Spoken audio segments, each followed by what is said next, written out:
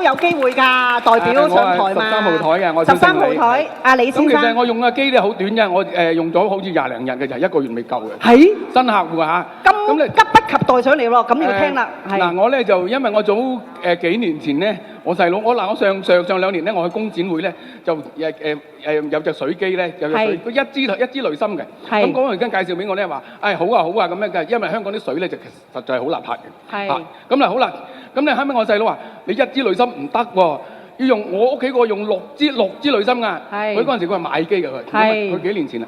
好啦，咁上2個月咧，我就去到鑽石山啦，咁星河名居嗰度咧睇到有個攤檔啦，有展銷啦。咁我話：咦，有啲興趣喎。咁我話：係呢個鑽石水機啊！我打電話問個細佬話：係鑽石機6個濾芯㗎。咁我就好啦，咁加入客戶啦。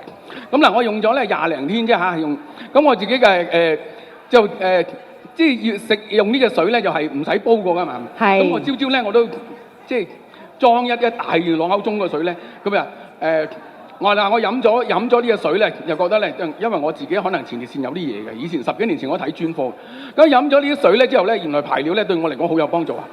即係小便改善咗，嘭嘭聲咧啲尿又清，咁啊對我嚟講咧就。